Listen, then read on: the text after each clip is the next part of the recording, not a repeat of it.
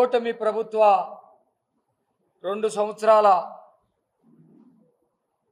పాలన రాష్ట్రం మొత్తం కూడా ఆనందోత్సాహాల్లో జరుపుకుంటూ ఉన్నారు. ప్రజలకి ఏ హామీలైతే ఎన్నికలకు ముందు ఇచ్చామో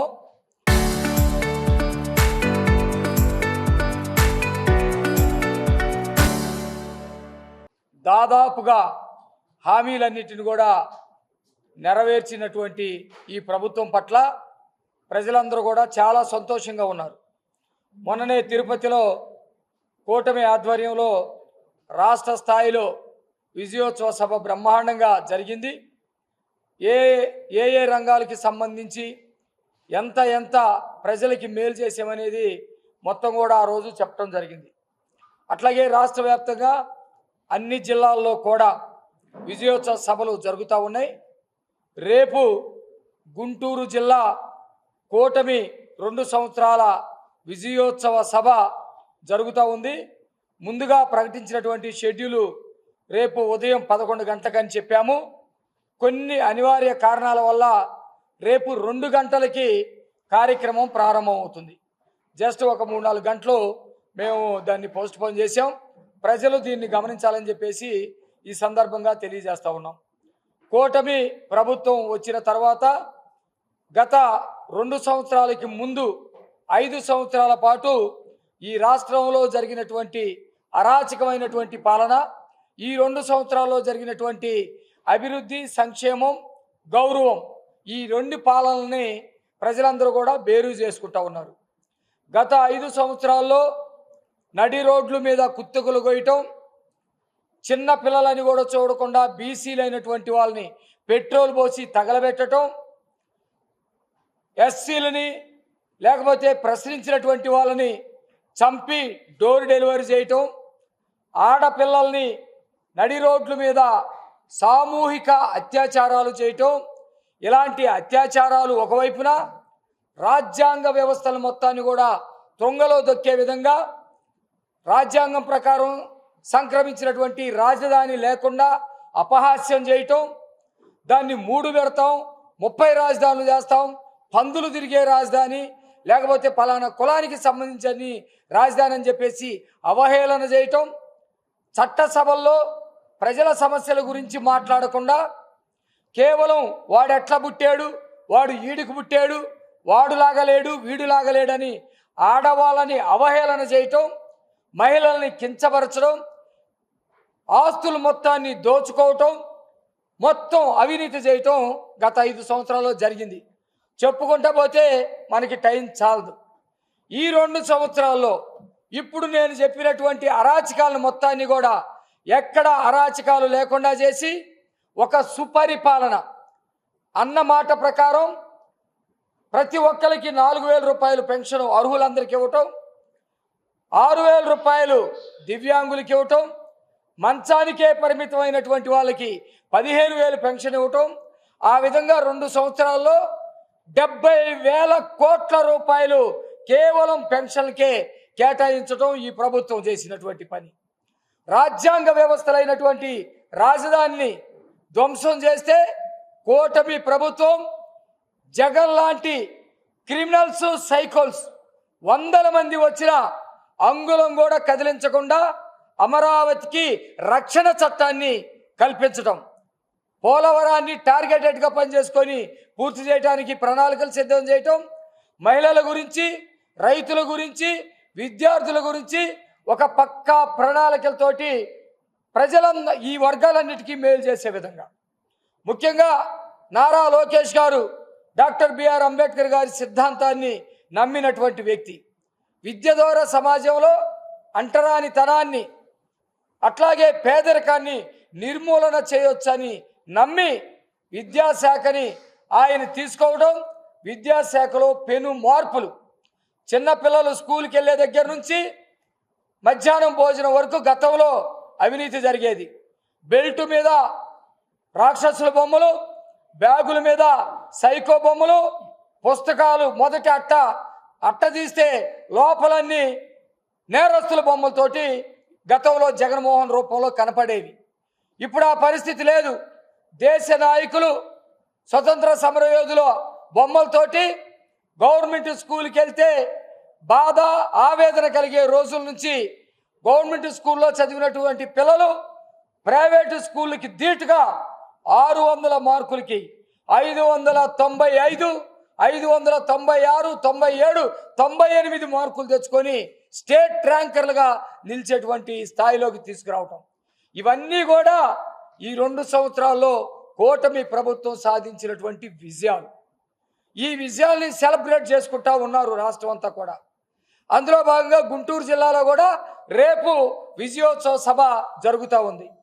ఈ విజయాన్ని జీర్ణించుకోలేనటువంటి సైకో కొంతమంది బొద్దింకల అవతారం ఎత్తి కమ్మని కూటిలో బొద్దింకల పడితే కూడు తినకుండా బయటపడేస్తారనే ఉద్దేశంతో విష ప్రచారాలు చేస్తూ ఉన్నారు. డిఎస్పీలు గతంలో తెలుగుదేశం ఒక వర్గాన్ని డిఎస్పీలు మొత్తాన్ని ప్రమోట్ చేసిందనే అబద్ధపు ప్రచారాలను ఏ విధంగా చేశారో, పింక్ డైమండ్ చంద్రబాబు నాయుడు గారి ఇంట్లో ఉందని చెప్పేసి ఎలాంటి అబద్ధపు ప్రచారాలు చేశారో, ఈరోజు కూడా డిఎస్సిలో మొత్తం అవినీతి జరిగిందని, లేకపోతే అందరికీ కమ్మోలకి ఇచ్చుకున్నారని అబద్ధపు ప్రచారాలని మొత్తం వండి వారుస్తూ ఉన్నారు. వీటన్నిటిని కూడా తిప్పి కొడతా ఉన్నాం. ఒక్క మాట చెప్తా, నేను జగన్మోహన్ రెడ్డి విష ప్రచారాన్ని సాగనీయం. జగన్మోహన్ రెడ్డి ఆంధ్రప్రదేశ్లో రాజకీయాలు చేయడానికి అవకాశం లేకుండా చేస్తాం. ఇదే పద్ధతిలో ప్రజలు ఎప్పుడూ సుఖంతో సంతోషంతో ఉండేటట్టు ఈ పాలన కొనసాగుతుందని సందర్భంగా తెలియజేస్తూ, రేపు కూటమి ఆధ్వర్యంలో సభ జరుగుతూ ఉంది, దానికి తరలి రావాలని చెప్పేసి కోరుతూ మా కార్యకర్తలతో ఒక ఆత్మీయ సమావేశాన్ని ఏర్పాటు చేసుకుంటూ రావడం జరుగుతూ ఉంది. దానిలో భాగంగానే రేపు మధ్యాహ్నం 2 గంటలకి గుంటూరు బైపాస్లో ఉన్నటువంటి సత్యసాయి సదన్ ఆవరణలో ఉన్నటువంటి గ్రౌండ్లో గుంటూరు జిల్లాకు సంబంధించినటువంటి నాయకులందరూ కూడా, అంటే 7 నియోజకవర్గాలు ఉన్నాయి, అట్లనే పార్లమెంటు మెంబరు పెద్దలు చంద్రశేఖర్ గారు, అట్లనే మా ఇన్ఛార్జ్ మంత్రి గారు అయినటువంటి కందుల దుర్గేష్ గారు, తెనాలి నియోజకవర్గం నుంచి ప్రాతినిధ్యం వస్తున్నటువంటి రాష్ట్ర మంత్రివర్యులు పెద్దలు నాదెండ్ల మనోహర్ గారు, అట్లనే మంగళగిరి నియోజకవర్గానికి సంబంధించినటువంటి మంత్రివర్యులు గౌరవ లోకేష్ గారు, అట్లనే రిమైనింగ్ పత్తిపాడు, తాడికొండ, పొన్నూరు ఈ నియోజకవర్గాల ఎమ్మెల్యేలు ప్లస్ ఎమ్మెల్సీలు అందరూ కూడా రేపటి సభకి హాజరై ఈ 2 సంవత్సరాల కాలంలో మా కూటమి ప్రభుత్వం అందించినటువంటి పరిపాలన గురించి, భవిష్యత్తులో చేయబోయేటటువంటి కార్యక్రమాల గురించి ప్రజలకు అందరూ కూడా వివరించేటటువంటి ఒక కార్యక్రమాన్ని కూటమి ప్రభుత్వం ఏర్పాటు చేసింది. దానికి సంబంధించి ఈ గుంటూరు జిల్లాలో ఉన్నటువంటి అన్ని నియోజకవర్గాల నుంచి కూడా మా కార్యకర్తలందరినీ కూడా రమ్మని ఆహ్వానిస్తూ, అట్లానే ప్రజలు కూడా ఎవరైతే పార్టీ పట్ల మా కూటమి పట్ల అభిమానం ఉన్నారో వాళ్ళను కూడా ప్రేమపూర్వకంగా ఆహ్వానిస్తూ రేపు మధ్యాహ్నం వస్తే అన్ని విషయాలు కూడా అక్కడ చర్చించడం జరుగుతుందని చెప్పేసి తెలియజేసేటటువంటి కార్యక్రమంలో భాగంగానే ఇప్పుడు ఈ ప్రెస్ మీట్ ఏర్పాటు చేయడం జరిగింది. అట్లానే చూసాం, నిన్న మొన్న గతంలో ఉన్నటువంటి ఒక మంత్రివర్యులు గుడ్డు పెట్టంగానే పిల్లలు వస్తాయా అని చెప్పినటువంటి ఒక మేధావి అనుచిత వ్యాఖ్యలు ఒక మంత్రి పట్ల, ఒక మహిళా మంత్రి పట్ల, దళిత మహిళ, అంటే వీళ్ళకి అర్థం కానిది ఏంటంటే ఇంకా కూడా ప్రజలందరూ కూడా చెప్పులతో తన్నినా కానీ బుద్ధి రావట్లేదు. రాజకీయాల్లో విమర్శలు ఉంటే ప్రతి విమర్శ ఉంటుంది. ఎస్, మేము విమర్శించామంటే నువ్వు కూడా విమర్శించు, అది రాజకీయంగా ఉండాలి. కానీ వ్యక్తిగత విమర్శలు ఎంతకాలం చెప్పిన వీళ్ళు ప్రభుత్వం ఉన్నప్పుడు అదే పని, ఇప్పుడు పోయి ఇళ్లలో కూర్చున్నా కానీ బయటకు వచ్చినప్పుడు వాళ్ళ టార్గెట్ అదే, వ్యక్తిగత విమర్శలు చేయటం అనేది. మేము ఇప్పుడు అడుగుతున్నాను, అదే గుడివాడ అమర్నాథ్, అరే మన సంస్కృతి ఏంటి అసలు? మేము కూడా వ్యక్తిగతంగా పోతే మీ ఇళ్లలోకి వస్తాం. మన సంస్కృతి ఏంటి? మనది ఆడవారు సహజంగా అలంకరించుకుంటారు కదా. మీ ఇంట్లో వాళ్ళు ఆ పని చేయటదా? ఇరబోసుకుని తిరుగుతున్నారు ఏమన్నా? స్నానా గట్రా చేయకుండా తిరుగుతున్నారా? అన్నా మేము మాటలు. అరే నువ్వు ఆమెకు మంత్రి స్థానంలో ఉంది, నిన్నేమనంటే నువ్వు కూడా అదే మాట్లాడు. అది వదిలేసేసి అనుచిత వ్యాఖ్యలు చేయటం అనేది క్షమించరాని నేరం.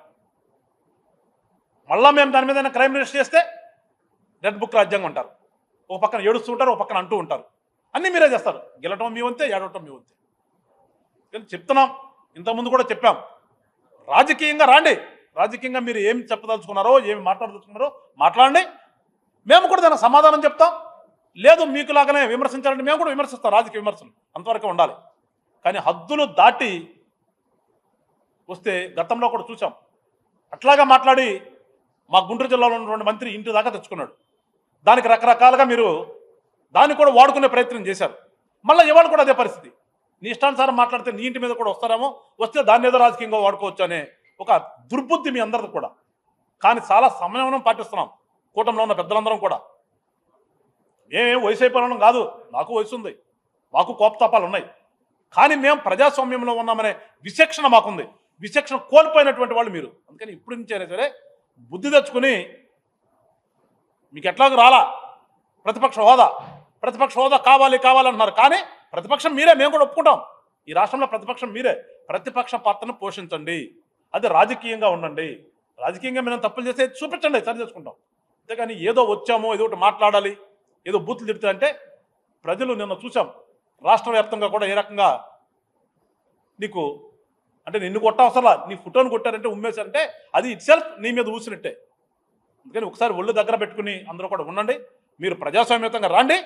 ఖచ్చితంగా రాష్ట్ర అభివృద్ధి కోసం మీరు కూడా పాల్పంచుకోండి. ఒక ప్రతిపక్ష పత్రంలో మీరు సలహాలు ఇవ్వండి, స్వీకరిస్తాం. అంతేగాని ఇలాంటి పిచ్చి చేష్టలు చేస్తే రియాక్షన్ చాలా సీరియస్గా ఉంటుందని చెప్పేసి ఒకసారి తెలియజేస్తూ, మరొకసారి రాష్ట్ర ప్రజలందరూ కూడా అర్థం చేసుకుని ఇలాంటి పిచ్చి వాళ్ళని ఎక్కడ పెట్టాలి అక్కడ పెట్టండి అని చెప్పి తెలియజేసుకుంటూ, మరొకసారి గుంటూరు జిల్లా వ్యాప్తంగా ఉన్నటువంటి కూటమి అభిమానులందరూ కూడా రేపు సభకు పెద్ద ఎత్తున తరలివచ్చి మీ సంఘీభావాన్ని తెలియజేసి మున్ముందు రాబోయేటటువంటి లోకల్ బాడీ ఎలక్షన్లో కూడా మీ సపోర్టు ఈ రకంగా ఉంటుందని చెప్పేసి ప్రతిపక్ష హోదాలని ఆ ప్రతిపక్షానికి తెలియపరచాలని చెప్పేసి కోరుకుంటూ చదివించుకుంటాను. జై హింద్, జై జల్.